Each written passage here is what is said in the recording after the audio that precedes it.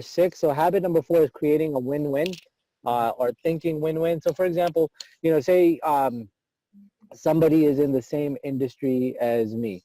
Let's say I've written a book, right? And that person's written a book. And now I take his book and I share it with my audience. And through that, that person, his ideas are spread more and things like that. And then he sees that. He's like, wow, this guy's sharing my ideas. And then he takes my book and he shares it with his audience, right? It's about abundance mentality and not looking at life like everything is a zero-sum game, that for you to win, somebody else has to lose. And that's just not the case. You have to look for areas where you can create win-win situations that when you part from the table, that both the other party's happy and you're happy as well, right? And opportunities are created out of that because if you create win-lose situations, you do that too much, all you're going to do is create enemies out there. If you create win-wins, that's going to open up doors like nothing, like nothing else can in terms of the number of opportunities that will pour into your life. So seek win-win. What goes really well with that is chapter number 6, habit number 6, which is to synergize. So I'm going to skip number 5 and then I'll come back to it. So to seek synergy. So let's say we've got a good example is like, you have 2 people and there are 5 apples, right? And for you to get those 5 apples, you're too short, they're high up on a tree.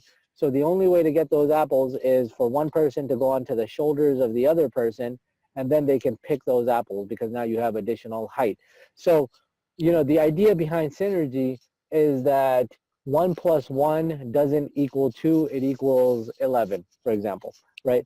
And that's the idea, that the sum of the whole is more than the sum of the parts alone by themselves. So, that is something that was kind of a interesting, because early on in our real estate investment careers, and I'm talking about personally, my brother and I made a conscious decision that we wanted to run separate companies because we never wanted anything to come between our brotherhood, so some sort of an argument over the business or matters with money. We had always heard siblings and so on having like really bitter type of arguments and then a grudge that would last a lifetime.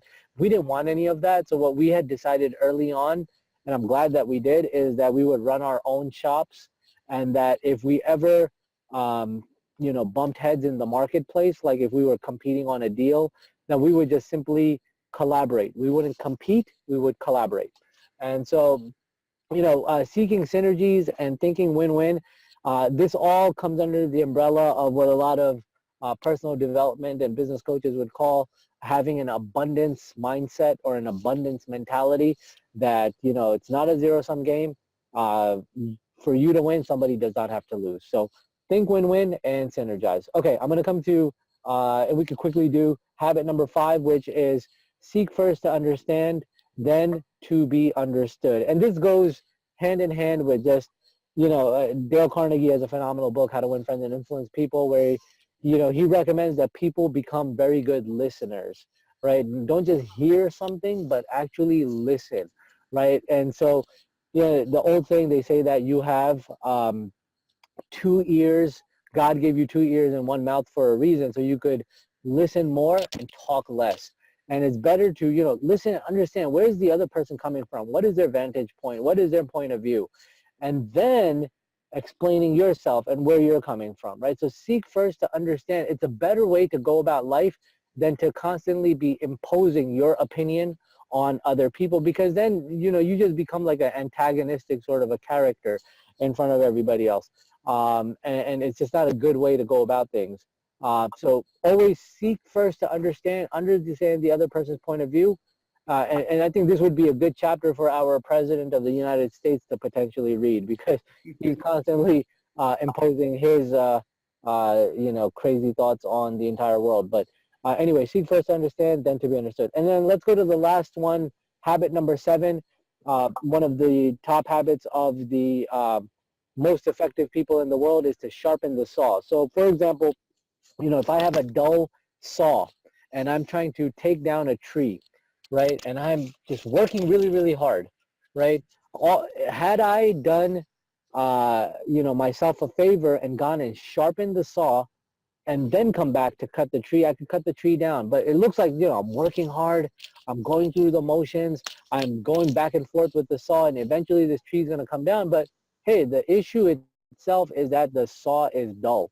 So if I was intelligent a person, I would go and sharpen the saw first, and then I'd come back.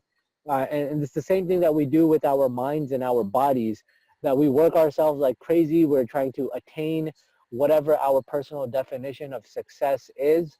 And so we're going 100 miles per hour. And sometimes we stop to, take a couple of steps back and actually stop and smell the roses.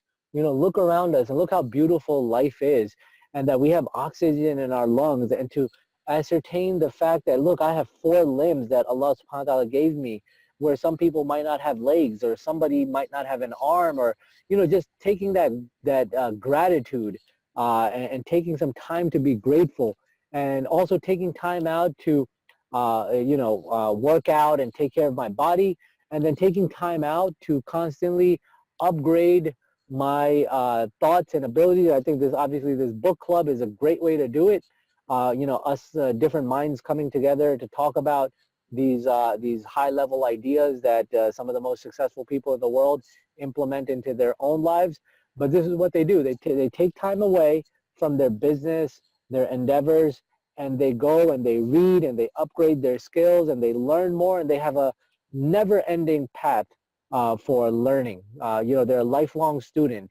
And so that is, habit number 7, sharpen the saw.